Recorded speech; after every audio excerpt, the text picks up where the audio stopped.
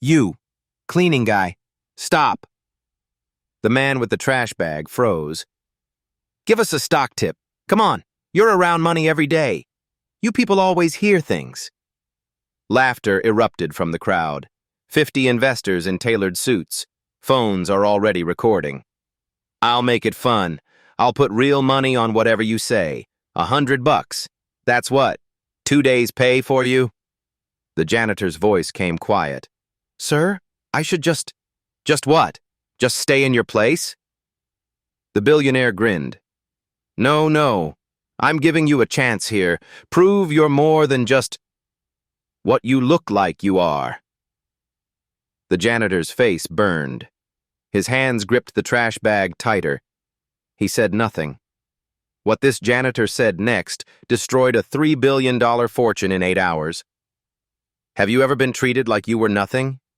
Stay with this. His name was Jerome Williams, 52 years old. 15 years cleaning floors at Whitmore Capital Partners. The building stood on the 47th floor of a financial district tower. Floor-to-ceiling windows overlooked Manhattan's glittering skyline. Inside, Bloomberg terminals hummed for 24 hours. Ticker symbols scrolled across dozens of screens. The air smelled like leather chairs and expensive cologne. Jerome's cartwheels squeaked on marble floors. That sound marked his presence, the only working-class noise in a temple of wealth. His shift ran 8 at night until 4 in the morning, 5 nights a week. He emptied trash bins, cleaned executive bathrooms, vacuumed trading floors after everyone left, wiped down conference tables where men decided the fate of billions. Every night, the same routine. Clock in, change into his uniform, load the cart with supplies. Start on the 47th floor and work down. The job paid $32,000 a year. Enough to survive. Barely. Jerome lived in the Bronx, a 2-bedroom apartment he shared with his older sister Denise and her 2 kids. Denise worked double shifts as a nurse at Bronx Lebanon Hospital. Her ex-husband sent no money, so Jerome helped. Rent, groceries, utilities, whatever was needed. The commute took 90 minutes each way, the 6 train from Hunts Point to 51st Street, then walk 4 blocks. Jerome read during the ride. The Wall Street Journal, Barron's, the Financial Times when he could afford it. People on the train never looked twice at him. Just another black man in a work uniform. Invisible. At home, he helped Denise's youngest daughter, Amara, with homework before leaving for work. 8 years old. Bright kid. Loved math. She had severe asthma. The medication cost $600 a month, even with insurance. Last month, Jerome worked overtime to cover it. This month, the company cut overtime pay. He was $800 short. Amara's inhaler would run out in 5 days. Denise told him not to worry. She would figure it out. But Jerome saw the stress in her face. The late bills stacked on the kitchen counter. The food stamps are running low before month's end. He never told Denise the full story. She knew he used to work in finance. She knew something went wrong, but she did not know the details. She did not know what he had been. 28 years ago, Jerome graduated from Howard University with an MBA. Top 5% of his class. Brilliant mind for numbers. Pattern recognition like few others possessed. At 26, Goldman Sachs hired him. Equities division. He analyzed stocks, bonds, and derivatives. Found opportunities other analysts missed. By 30, they promoted him to senior analyst. He managed accounts for pension funds, union workers, teachers, firefighters, regular people's retirement money. $2.3 billion under his oversight. Then he saw something. The year was 2006. Jerome noticed his team packaging mortgage-backed securities, subprime loans bundled together and sold as safe investments. But when he looked closer, the math did not work. Default rates were climbing. Housing prices could not keep rising forever. He ran the numbers, again and again. Every model showed the same result. Collapse. Systemic failure.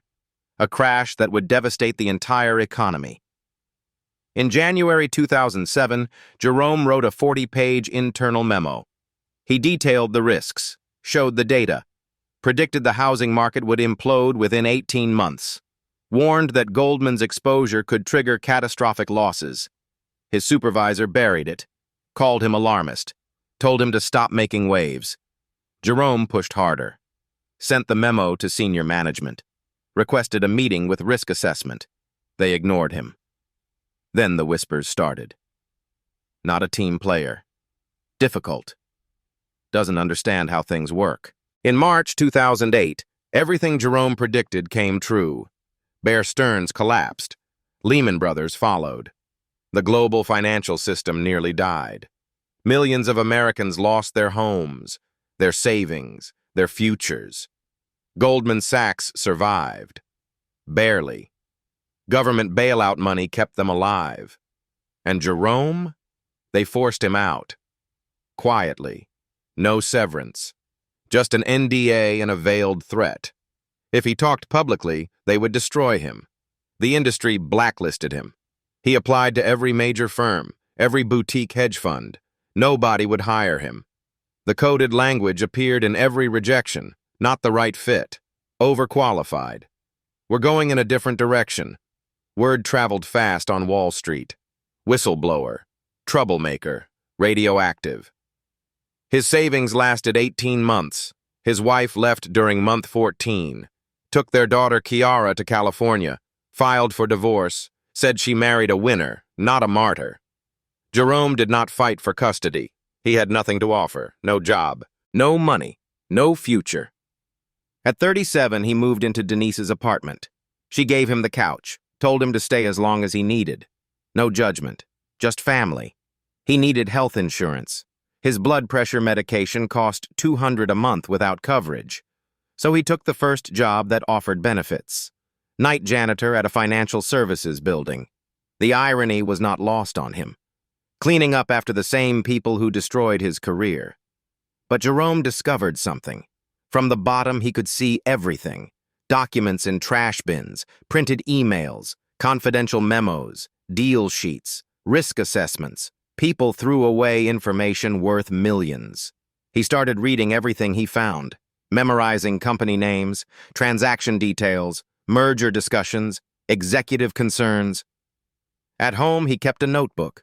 15 years of observed patterns, market movements, insider activity. He tracked it all. Jerome made predictions to himself, wrote them down with dates. Over 15 years, his accuracy rate was 73%.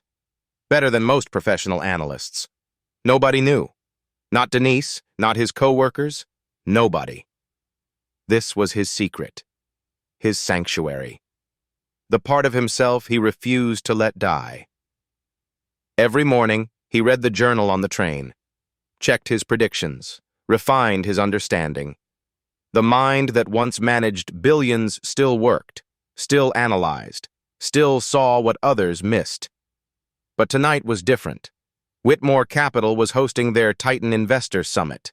50 ultra-wealthy individuals paying $10,000 each to hear Devin Whitmore pitch his new AI trading algorithm. Elite Edge. Promised 40% annual returns. Revolutionary technology.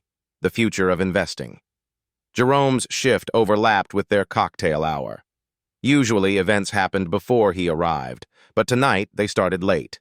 Exclusive. Elite. The kind of gathering where champagne cost more per bottle than Jerome made in a week. He would have to clean around them.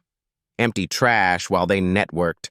Be invisible while they discussed billions. Jerome was used to being invisible. 15 years of practice. But tonight, Devin Whitmore would make a mistake. He would see Jerome, really see him, and decide to have some fun. What Devin did not know was simple. The man he was about to humiliate understood markets better than anyone in that room. And in 8 hours, the whole world would know it too. Devin Whitmore arrived at 7:30, late on purpose. Let them wait. Let them know who mattered. 43 years old, Tom Ford suit that cost more than Jerome's annual salary. Patek Philippe watch on his wrist, $180,000. He mentioned the price often. 6'2", gym-sculpted body, teeth unnaturally white, hair perfectly styled, every detail calculated to project power. He walked through the lobby surrounded by his inner circle. 3 junior partners, 2 assistants, all white, all young, all desperate to please him. Devon's voice carried. He wanted it to. The algorithm crushed it again today. Up 6% while the market stayed flat. That's the difference between human emotion and pure data. His group nodded. One laughed too loud at nothing funny. They passed a black server carrying champagne flutes on a silver tray. Devon stopped, reached out and steadied the tray with one finger. Careful there. These are Baccarat crystal. $200 per glass. He smiled. That's what? A week's pay for you? The server's face stayed neutral, professional. Yes, sir. I'll be careful. I know you will. Devon patted his shoulder, kept his hand there too long. Can't have you people breaking things. Where would we be then? His group laughed. The server walked away, shoulders tight. Devon loved this, the power, the ability to make someone uncomfortable and call it friendliness, the way people had to smile while he insulted them. They entered the main conference room, 50 chairs arranged in rows, a stage at the front, massive screen behind it showing the Elite Edge logo. Devon's face projected in black and white. Very dramatic, very expensive branding. Investors mingled.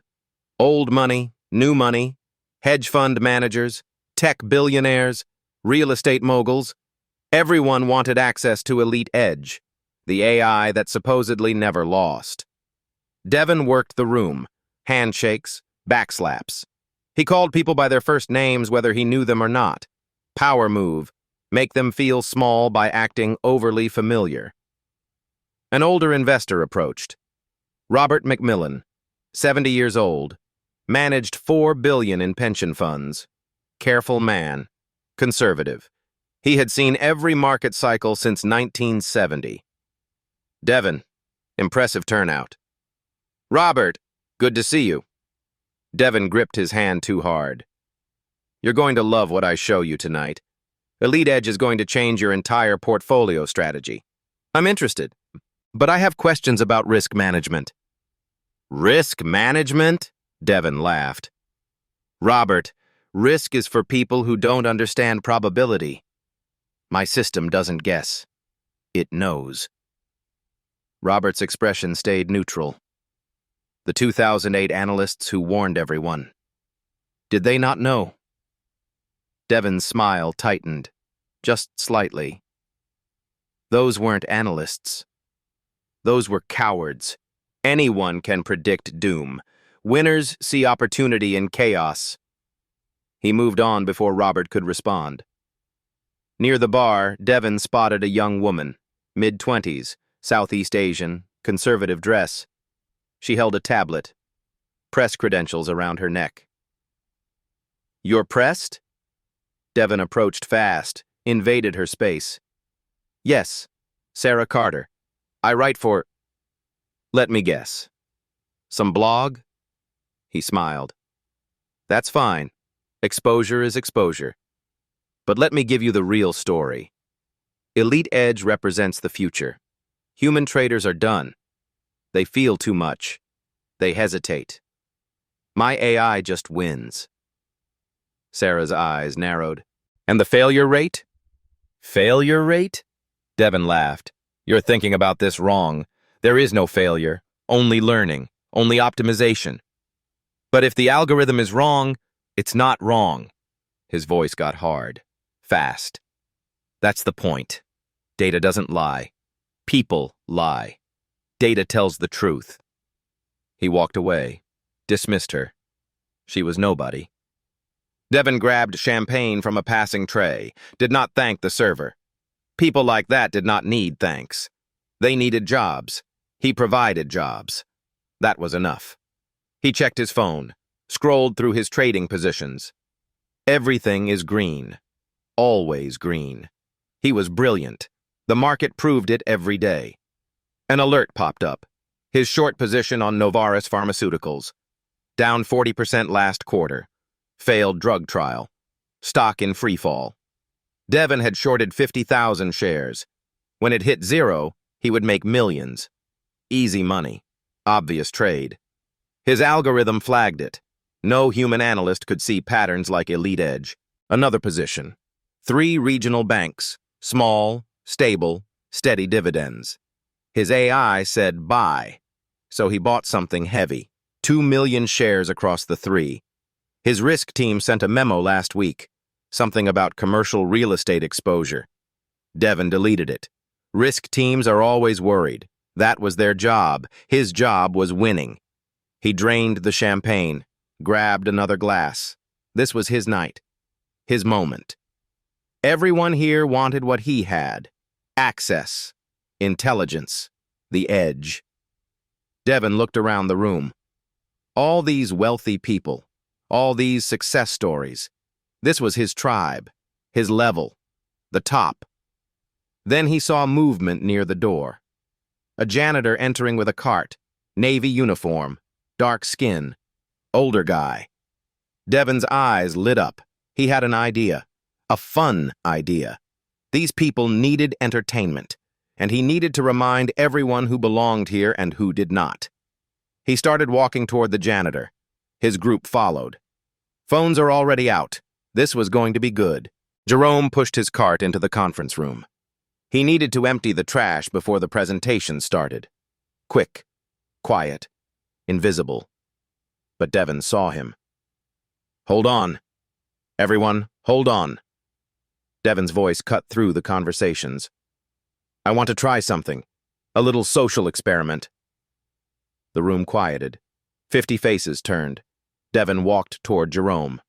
His group followed. Phones came out. You work here, right? What's your name? Jerome kept his eyes down. Jerome, sir. Jerome, how long have you worked in this building? 15 years, sir. Devon turned to his audience, smiled wide. 15 years. This man has been in this building, around our meetings, our terminals, our conversations for 15 years. Some people looked uncomfortable. Most stayed curious. This was entertainment. Devon stepped closer to Jerome, close enough to violate his space. Jerome, you empty our trash. You see our screens. You hear us talk. So I have a genuine question. Do you have any idea what we actually do here? Jerome's hands gripped the cart handle. You manage investments, sir. He knows. Devon clapped once, loud. But here's what I really want to know. In 15 years of proximity to all this money, have you learned anything? Do you understand the market? Jerome said nothing. Come on, be honest. Do you understand stocks, bonds, options, or do you just understand mops? A few people laughed. Nervous laughter, but laughter. I'm serious, Jerome. You're here every night. You're around all this wealth, all this intelligence. Has any of it rubbed off, or does it just go right over your head? Jerome's jaw tightened. He kept staring at the floor. Devon pulled out his phone, opened his trading app, held it up so everyone could see. Tell you what, I'm feeling generous. Give me a stock tip, any stock, and I'll invest $100 right now, real money, in front of everyone. The room went completely silent. If you're right in 1 month, I'll give you $1,000. Cash? That's what, 3 weeks' pay? Devon grinned. But if you're wrong, well, at least we'll have a good story. A younger investor spoke up. Devon, man. Come on. Devon ignored him. What do you say, Jerome? Want to play? Or are you afraid you'll embarrass yourself? Jerome's face burned. Sweat formed on his forehead. 50 people were watching. All of them white. All of them are wealthy. All of them are waiting. Sir, I should just finish my work. Your work? Devon's voice got louder. Your work is cleaning up after us. That's your work. But I'm offering you a chance here. A real chance. Show these people you're more than just what you look like. The room shifted. Some people looked away. Others leaned in. Devin kept going. One stock tip. That's all. Unless you can't. Unless you don't actually know anything. Unless you've spent 15 years around brilliance and learned nothing. He turned to the crowd. See? This is what I'm talking about. Proximity to success doesn't make you successful. Being around smart people doesn't make you smart. You either have it or you don't. Devin looked back at Jerome. And some people clean, some people build. No shame in knowing which one you are. Jerome's hands shook. His breathing came faster. He had two choices. Walk away and confirm everything Devin believed, or speak up and risk everything. Speak up and expose himself. Speak up and face the people who destroyed him. Devin waved his phone again. One stock, any stock. Or admit you're in over your head. Admit this world isn't for people like you. People like you. The words hung in the air. Everyone heard what Devin meant. Everyone knew. Marcus, another janitor, stood frozen across the room.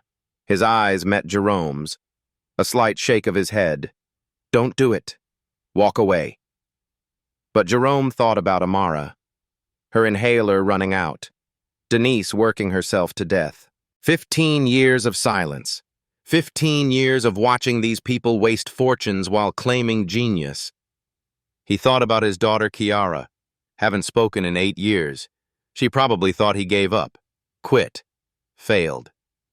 He thought about the memo he wrote in 2007. The one nobody read. The truth nobody wanted. Devin smirked. That's what I thought. Some people think. Some people just... I'll do it. Jerome's voice came quiet, but everyone heard. Devin's eyebrows raised. What? Jerome looked up, met Devin's eyes for the first time. I'll give you advice. Free. No $100, no bet. Devin laughed. Oh, this is going to be good. All right, Jerome, enlighten us. What stock should I buy? No stock. What? Jerome's voice got steadier. 15 years of suppressed knowledge pushing up through his chest. You asked for advice. Here it is. Close your short position on Novartis Pharmaceuticals. Today. Before the market opened tomorrow. The room went dead silent. Devin's smile froze. Novartis? That company is dying. My algorithm... Your algorithm doesn't know what I know. Every phone in the room was recording now. Every eye on Jerome, the janitor who just challenged a billionaire. Devin's face flushed red, half angry, half confused. And what exactly do you know? Jerome set down his trash bag, removed his latex gloves, slowly, deliberately. Would you like me to explain, or would you rather keep thinking I'm too stupid to understand your world? Jerome stood there, gloves in his hand. 50 people were staring. Devin waited, still smirking. Well, are you going to explain, or was that just talk? Every part of Jerome's brain screamed at him to stop, walk away, go back to invisible. If he lost this job, he had nothing, no backup plan, just poverty waiting. But he thought about something his mother used to say, dead 12 years now. Baby, dignity isn't something they give you. It's something you carry, and nobody can take what you refuse to give. He thought about his daughter Kiara, 22 now, living in San Francisco. They had not spoken in 8 years. She probably thought her father was nothing, a failure who gave up. Maybe tonight she would see something different. He thought about the memo, January 2007, 40 pages of truth. Nobody listened. They buried it, buried him. But he was right, completely right. For 15 years he cleaned their floors, emptied their trash, listened to their arrogance, watched them make the same mistakes over and over, and he stayed silent, because that was survival. But standing here now, Devon's smirk burning into him, Jerome realized something simple. He was already invisible, already at the bottom, already dismissed. What exactly did he have to lose? Devon's voice broke his thoughts. Look, if you don't actually know anything, just say so. Nobody expects... Stop talking. Jerome's voice came calm, steady, the voice he used to use in boardrooms. Devon's mouth closed. Surprise flashed across his face. Jerome looked around the room, at Robert McMillan, at Sarah Carter, at the 50 wealthy faces watching this spectacle. You want advice? Jerome's hands stopped shaking. Real advice? Devon recovered, tried to reclaim control. That's what I asked for. Then listen. Actually listen. Because what I'm about to tell you could save you millions. Or you can keep laughing, keep recording, and in 8 hours, you'll understand exactly how much you don't know. Jerome stepped forward, away from his cart, away from his trash bag, away from the costume of invisibility he had worn for 15 years. Rawest Pharmaceuticals. You're shorting it. 50,000 shares. You think it's dying. Devon's smirk faded completely. How do you... I know because I read your trash. Every night for 15 years. Every document you've thrown away. Every memo your team writes. Every warning your risk analysts send that you ignore. The room exploded in whispers. Jerome kept talking. His voice is stronger now. And right now you're about to lose everything. Devon laughed. Tried to, anyway. It came out wrong. You read trash. Congratulations. That doesn't make you... Your algorithm flagged Rawest because they failed their Phase 3 trial last quarter. Stock dropped 40%. You saw blood in the water. Shorted 50,000 shares. Textbook trade, right? Devon's face went tight. That's basic analysis. Anyone could... Except you didn't read the full trial data. Jerome's voice cut clean. You read the headline. Bloomberg summary. 2 paragraphs. Your AI scraped it and made a decision. The room went silent. Completely silent. Jerome continued. 3 weeks ago, I found a printout in your trash. 40 pages. The actual trial results. Your analyst printed it. You never read past page 1. Sarah Carter pulled out her phone, started taking notes. Page 31 had the real story. The trial missed the primary endpoint by 6%, but it crushed every secondary endpoint. 92% efficacy in patients with a specific genetic marker, CDK12. A woman near the front whispered something. Robert McMillan leaned forward. Jerome kept going. His voice is steady now. 15 years of analysis pouring out. 2 weeks ago, a different printout. Same trash bin. FDA approval notice. Companion diagnostic test for CDK12 marker. Launches in 6 weeks. Devon tried to interrupt. That doesn't... It means everything. Jerome's eyes stayed locked on him. Rawest didn't fail. They found a targeted therapy. Once that diagnostic hits the market, doctors can identify which patients respond. 92% success rate. That's blockbuster territory. The whispers grew louder. People pulling out phones, searching, checking. Sarah Carter looked up from her tablet. He's right. FDA approved the CDK12 diagnostic 2 weeks ago. I covered it. Devon's face went red. So what? That's one piece of data. My algorithm... Your algorithm doesn't know what I found on Monday. Everyone stopped. Waited. Jerome took a breath. This was it. The information that would destroy Devon's position. Monday night. I cleaned the executive conference room. Found handwritten notes from a consultant meeting. Rawest is in acquisition talks. Genentech. Very quiet. Very serious. Robert McMillan stood up. Genentech is looking at Novaris? According to the notes I found, yes. Exploratory phase, but real interest. Devon's voice cracked. You're lying. You're making this up. Am I? Jerome pulled his phone from his pocket. Old Android. Cracked screen. I take photos. Every document. Every night. 15 years of photos. He held up the phone, showed a picture of handwritten notes. Blurry, but readable. The room erupted. Devon lunged forward. That's theft. That's corporate espionage. That's garbage. Jerome's voice stayed calm. You threw it away. It's not theft to read what you discard. A younger man in the back laughed, quickly covered his mouth. Jerome wasn't done. But here's the real problem. Your short position isn't even the worst mistake you're making. Devon froze. Yesterday I found something else. Your trading summary from last week. You're not just short Novaris. You're long 3 regional banks. Heavy positions. 2 million shares total. Devon's face went from red to white. How could you possibly? Because your junior partner Eric prints everything and throws everything away. Jerome looked around the room, found Eric standing near the wall. Young Asian man, eyes wide. Eric said nothing, just stared. Jerome continued.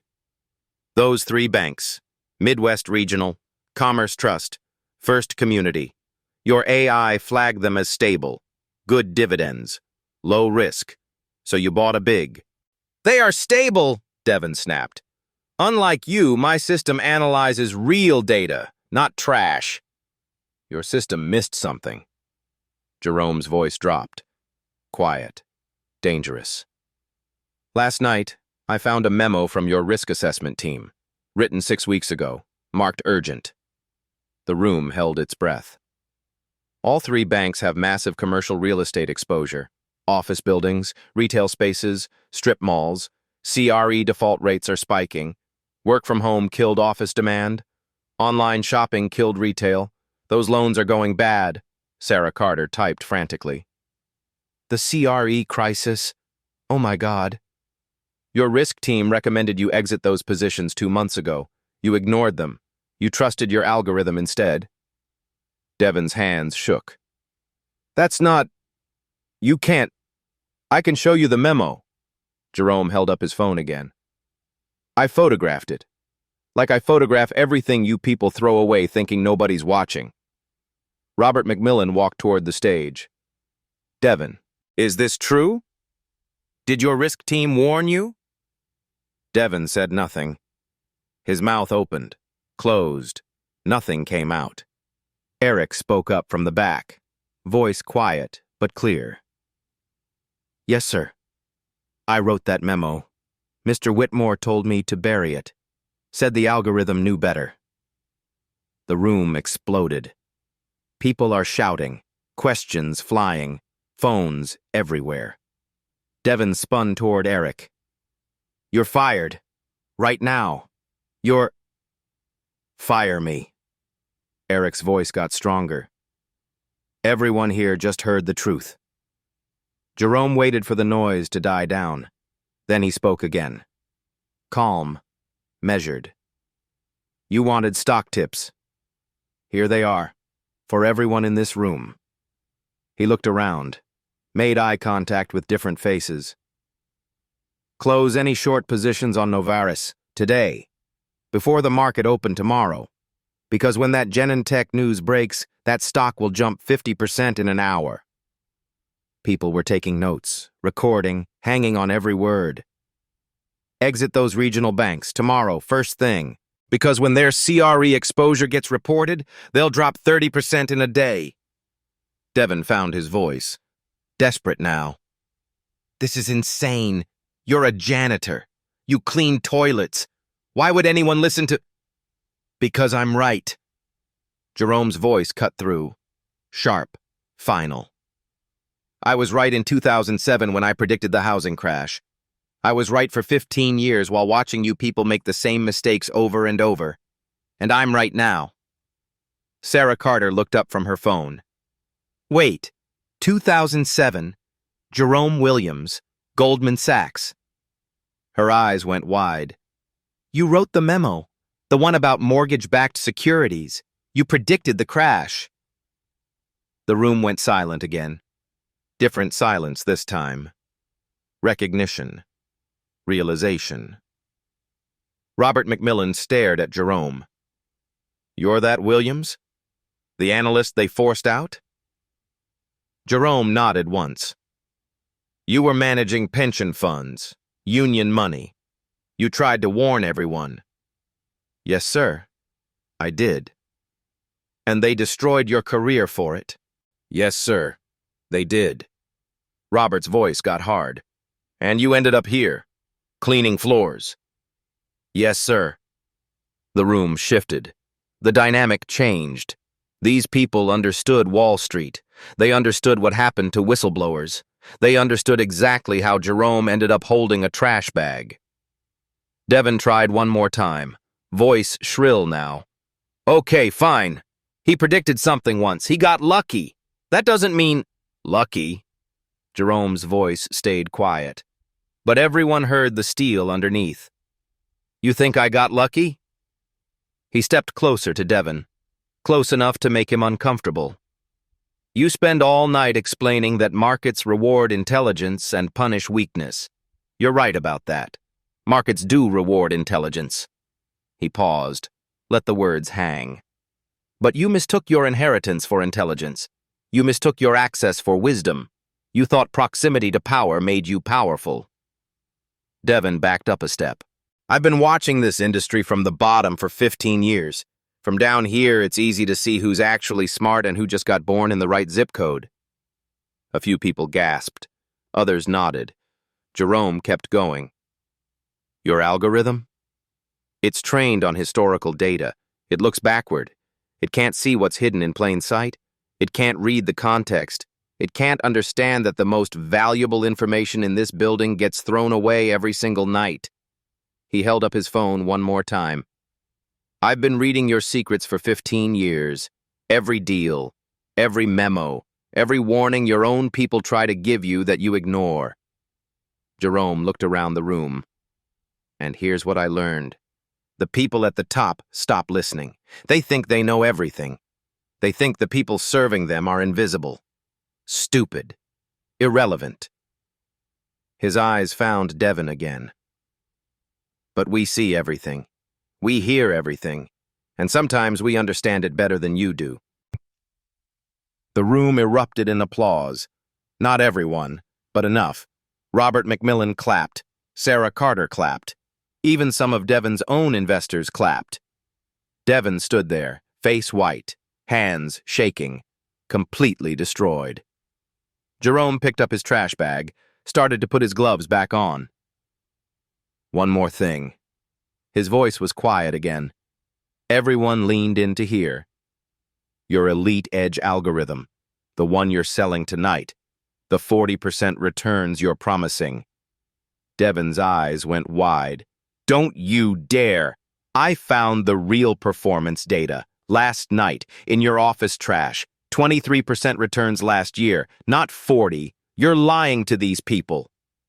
Complete chaos. Shouting. People standing. Devon's face collapsed, and Jerome walked back to his cart, picked up the handles, started pushing it toward the door. Behind him, Devon's world fell apart. Investors are demanding answers. Eric confirmed the numbers. Sarah Carter is already writing the story. But Jerome kept walking. He had $800 to earn, Amara's medication to buy, a job to finish. He had told the truth. Finally, after 15 years. That was enough. Robert McMillan moved fast, caught Jerome before he reached the door. Mr. Williams, wait. Jerome stopped, turned. The older man stood there, gray hair, expensive suit, but his eyes showed respect. You managed pension funds at Goldman before they forced you out. Yes, sir. And everything you just said about Novaris, the banks, the CRE exposure. You're certain? Yes, sir, I'm certain. Robert pulled out his phone, dialed, waited. Charlie, it's McMillan. I need you to do something right now. Exit our entire position in Midwest Regional. Yes, all of it. Before the market open. I don't care about the loss. Just do it. He hung up, looked at Jerome. What's your number? Sir? Your phone number. I want to hire you. Independent risk analyst. $150,000 a year. Full benefits. Start Monday. Jerome just stared. Could not process the words. Behind them, Devon's voice cut through. Desperate. Angry. You can't be serious. He's a janitor. He reads garbage. You're going to trust— Shut up, Devon. Robert did not even look at him. That janitor just saved me $40 million. What have you done for me? Sarah Carter pushed through the crowd. Jerome. Mr. Williams, I'm writing this story tonight. Can I interview you? Another investor approached, woman in her 50s. I run a biotech fund. We need analysts who understand data the way you do. 200,000 plus equity. More people surrounded Jerome. Business cards appeared. Offers, questions, respect. Across the room, Devon stood alone. His inner circle had evaporated. His junior partners avoided eye contact. Even his assistants backed away. Eric walked up to Devon, voice steady. I quit. Effective immediately. Devon grabbed his arm. You can't quit. I'm what? Fired? You already said that. Eric pulled free. I wrote that risk memo because it was true. You buried it because your ego couldn't handle being wrong. I'm done. He turned and walked toward Jerome. Mr. Williams, thank you. My mother cleaned offices for 25 years while putting me through school. What you did tonight, what you said, thank you. Jerome nodded. Could not speak. His throat is tight. Devon tried again, voice shrill now. Everyone stop. Just stop. He got lucky. One prediction. That doesn't mean— Devon. Robert McMillan's voice cut like glass. I'm pulling my fund from Elite Edge. All of it. $400 million. Devon's face went white. Robert, wait. We can discuss. There's nothing to discuss. You lied about your returns. You ignored your own risk team. You shorted a company about to get acquired. And worst of all, you publicly humiliated a man who knows more about markets than you ever will. He walked toward the exit, stopped next to Jerome. Monday morning, 9 a.m. My office. We'll discuss your role. Sarah Carter finished typing, looked up at Devon. Mr. Whitmore, any comment for my article? Devon's mouth moved. No sound came out. I'll take that as no comment. She turned back to Jerome. Mr. Williams, one question. Why now? Why tonight? You could have stayed silent. Jerome thought about it. About Amara. About Denise. About 15 years of invisibility. Because I'm tired of watching arrogant people mistake their luck for intelligence. I'm tired of watching them destroy good people and call it business. And mostly, I'm tired of being invisible. He looked directly at Devon. You wanted to prove I didn't belong in your world. You were right. I don't belong in a world where cruelty passes for confidence, where inheritance passes for intelligence, where people who serve get treated like they're nothing. His voice got quieter, but everyone heard. You tried to humiliate me with your money and your power, but here's what you never understood. You can't humiliate someone who knows their worth. You can only expose your own emptiness. The room stayed silent for 3 full seconds. Then, applause. Real applause. Not polite. Not performative. Genuine. Devon turned and walked toward the exit. Alone. Destroyed. The billionaire who mocked a janitor and lost everything. Jerome stood there surrounded by people who finally saw him. Really saw him. After 15 years of darkness, he was visible again, and it felt like breathing after drowning. Jerome finished his shift. 4 a.m. He emptied every trash bin, cleaned every bathroom, vacuumed every floor. Marcus found him on the 43rd floor, the other janitor, eyes red. Man, Jerome, I had no idea. 15 years working next to you and I never knew. Nobody knew. You just became a legend. You know that, right? Jerome smiled, tired. I just told the truth. The video's everywhere. 400,000 views already. Twitter's on fire. They're calling it the greatest takedown ever filmed. Jerome pulled out his phone. Cracked screen. 17 missed calls. Texts from numbers he did not recognize. Emails flooding in. One voicemail stood out. Unfamiliar number. California area code. He played it. Dad? It's Kiara. I saw the video. Dad, I'm sorry. I'm so sorry. Can we talk? Please? His hands shook. 8 years of silence. 8 years of his daughter thinking he was nothing. He saved the message. Would call her tomorrow. By the time Jerome left the building at 4:30 a.m., the sun was starting to rise. He walked to the subway, took the 6 train home. The morning commuters ignored him, same as always. Just another black man in a work uniform. But Jerome felt different, lighter.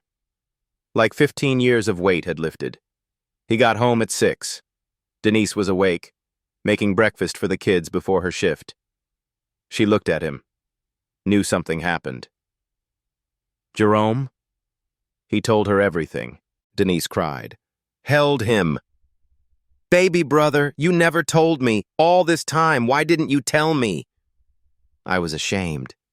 Of what? Of falling. Of losing everything. You didn't lose everything. She grabbed his face, made him look at her. You lost a job. You kept your integrity. That's not nothing. Amara came into the kitchen, rubbing sleep from her eyes. Uncle Jerome, are you famous? He laughed, picked her up. Why would you say that? Mama's phone keeps buzzing, and there's a man on TV talking about you. Denise grabbed her phone, turned on the news, financial channel, morning show. The anchor was discussing the video. Viral sensation overnight. A janitor at a major hedge fund exposes critical flaws in billionaire Devin Whitmore's trading strategy. Market analysts are calling it the most dramatic public correction in recent memory. The screen showed a photo. Jerome's face, from the video. Eyes clear, voice strong. The anchor continued. We've confirmed the janitor's identity. Jerome Williams, former senior analyst at Goldman Sachs who famously predicted the 2008 financial crisis. Now, sources say multiple firms are competing to hire him. Denise stared at the TV, then at Jerome. They're talking about you on the news. Apparently. His phone rang. Robert McMillan. Mr. Williams, have you seen the market? No, sir. I just got home. Novaris opened up 34%. Genentech confirmed acquisition talks an hour ago. Stock's at 67% gains now. Jerome's breath caught. And those 3 banks? Midwest Regional just halted trading, disclosed major CRE losses, down 18% before the halt. Jesus. You were right, about everything. Devin's fund is down 18% in one day. Investors are pulling money. He's facing an SEC investigation for false performance reporting. Jerome said nothing, just listened. Monday, 9 a.m., my office. We'll discuss terms. But Jerome? Thank you. You just saved my fund $40 million. Maybe more. They hung up. Denise looked at him. What just happened? I think I have a job. A real job. The next 3 days blurred together.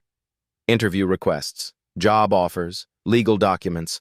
Wall Street Journal wanted to profile him. NPR wanted him on their show. His LinkedIn got 10,000 connection requests in 24 hours. A documentary filmmaker called, wanted to tell his story. His ex-wife called, awkward, apologetic. Jerome, I saw the news. I was wrong about everything. He kept it short, polite, but moved on quickly. Kiara called back. They talked for 2 hours. She cried. He cried. 8 years of hurt did not disappear. But they started healing. On Friday, Robert McMillan made it official. Chief Risk Analyst. $175,000 a year. Full benefits. Stock options. Start in 2 weeks. A foundation started a fundraiser. Help Jerome rebuild. Goal of $50,000. It hit $187,000 in 18 hours. Amara's medication. Paid for. For years. Denise's rent. Covered. Jerome's blood pressure pills. No longer a worry. But the real change was deeper. Spiritual. Jerome realized something sitting in Denise's kitchen that Sunday morning. He had been waiting for permission. Permission to be himself. Permission to use his mind. Permission to matter. But he never needed permission. He only needed courage. The janitor uniform did not define him. The bottom rung did not define him. Other people's blindness did not define him. He had always been brilliant. Always been valuable. Always been worthy. The world just finally caught up. Monday morning, Jerome put on a suit for the first time in 15 years, took the subway downtown, walked into McMillan and Associates, corner office waiting, Bloomberg Terminal, team of analysts eager to learn from him. Amara's medication would never run out again. Denise could cut back her hours. Kiara wanted to visit next month. Devin Whitmore's fund closed 2 weeks later. SEC fined him $4 million. His billionaire status survived, but his reputation did not. Jerome never responded to Devin's LinkedIn apology. Some people did not deserve his energy. Instead, he started teaching. 1 evening a month, Bronx Community College, free class. Reading markets, what they don't teach in business school. 20 students the first night. Janitors, security guards, home health aides, people working jobs that did not reflect their minds. Jerome looked at them and saw himself, invisible, brilliant, waiting. You are not your uniform, he told them. You are not your title. You are what you know, what you value, and how you treat people when nobody's watching. He taught them to read financial statements, understand market patterns, see what others missed. Some would change careers. Some would just understand their world better. All of them would know they mattered, because Jerome Williams had learned the most important lesson. Intelligence does not need permission. It just needs opportunity. And sometimes you have to create that opportunity yourself. Jerome Williams' story is not really about stocks.